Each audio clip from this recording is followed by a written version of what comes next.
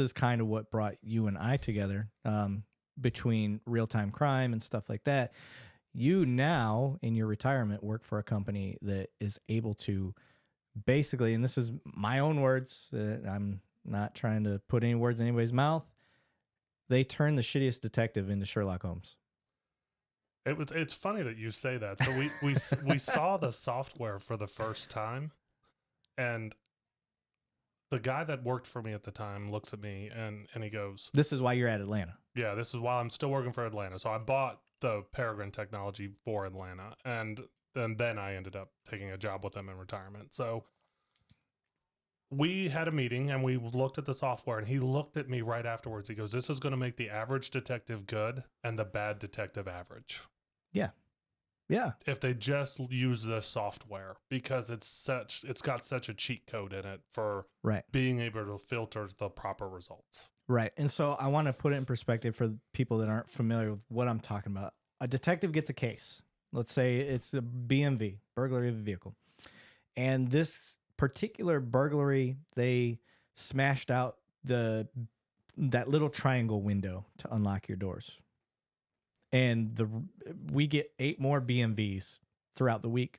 And it's the same thing, that little triangle window, for whatever reason, that's the window that keeps getting busted out.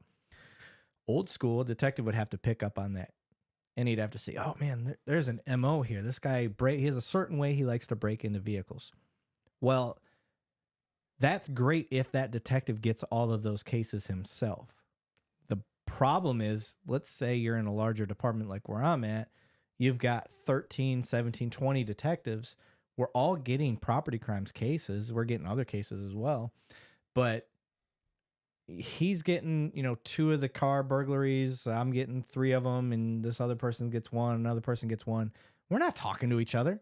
Hey, man, you guys get because it's a BMV. It's not a big deal. Right. Who gives a shit? Yeah. And in most cases, there isn't anything really bad getting taken anyway. It's just this person's reporting it for insurance purposes or whatever. Yeah, lots of times. Or, every once in a while they'll get lucky, get an Apple laptop, or, somebody will have a firearm in the car. Right. But you got this company, Peregrine. And I have talked about this before in the show. There's certain things in law enforcement that have made me really excited about police work. LPRs. Yep. To me, LPRs were the newest thing since DNA. Yes, they are probably the best crime fighting tool outside of some hard science. Yes. So you got your license plate readers. That's been huge for law enforcement. And then I ran across Peregrine, and I'm looking and I'm trying to see, because I'm a researcher at heart. I look at and I'm like trying to find something similar. There's nothing similar. There's nothing like it that does what it does. And so I'm looking at it and I'm trying to see how it would fit in my little fishbowl for what I do at the time. That was when I was a detective. Yep. And I'm like, this is a game changer. And the more I learned about it, basically what I'm getting at with all those BMVs is this program would be able to say, all right, Levine, here's your case, plugs it in, boom. Somehow it analyzes the data and it's like, oh, here's an MO right away.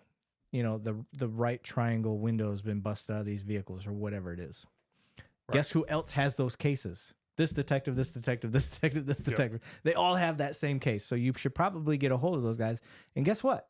When they're looking at their case and they're on Peregrine as well, it's telling them, hey, Levine also has that same case. You guys should probably get together and recognize that you guys all have the same MO. Yep. And then you start looking. It can take, this is where it gets, I don't want to get too deep in the weeds, but it can take a map and can say, hey, this burglary was here. This one was here. This one was here. And then you start looking, you're like, oh shit, it's all on the same damn path. So we've made some changes to it. So you take those 8 cases, right? Your 8 BMVs, and you just select all and send them to a map. So you could really quickly map them.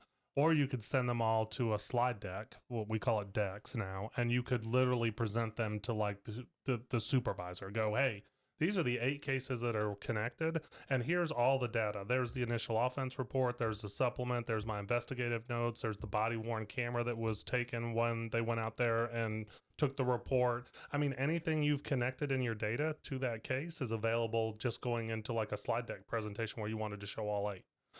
So I mean, we've made some true advances to try and make complex problems like that, like having the same MO spread across multiple detectives, easier for folks to manage, much easier for folks to manage by connecting data in a truly meaningful way that they can make operational decisions from. Like my operational decision as the supervisor of that unit may be, I'm going to give all 8 of these cases to Levine, so we have the same person working the same MO cases, and then let's get back to work on the others. So is Peregrine filtering the cases as they come in? Can it? As long as that MO is in a data table in your RMS, that's Right. probably where we're pulling that from. Or it could even be CAD if they noted that it was that window broken in CAD. But it has to be in the data set somewhere, and then yes, it's easily filterable. Oh, dude, that's big. That is big because just like you said, because typically it happens in a spree anyway. Yep. Over the weekend, somebody goes out and they hit 5 cars. Saturday night, they hit 5 more cars. Sunday night, and that's it for them for the week. And you will see that it's the same type of MO. Punched window, it's over in this neighborhood, and then the next night it's same-ish neighborhood, same side of town. Yep. And it's just oh my God, that's huge. And I'm talking about BMVs. We're not even talking homicides or robberies, high profile stuff, which is way easier to solve, in my opinion, and gets more attention because there's a lot fewer of them. Right. Yeah. So just that alone, oh my God. And I think the focus on, and it's probably because I'm partial to property crimes, but it's looked at as an annoyance in police work. Like property crimes are because traditionally they're hard to solve. Right. I mean, I had that same thing when I ran the auto theft team where I had to make that relevant and important to the other members of the police department. Otherwise, we were just dealing with property crime and we weren't really an issue. But when we were locking up a dude who did 130 auto thefts all by himself, it becomes a much more substantial conversation. Yes. And for me, I look at the thing that I would get the most often is lawn companies or mechanics. Those were the two that would hit home with me the most because their livelihood is in their vehicle. They have a trailer. It's loaded up with all of their equipment. And these guys were literally being hit while they're working. They're mowing a lawn, doing what they got to do with the weed eaters and stuff. And their trailer is pillaged. We'll go with pillaged. Yeah, pillaged. Yeah, whatever. I can't do words today.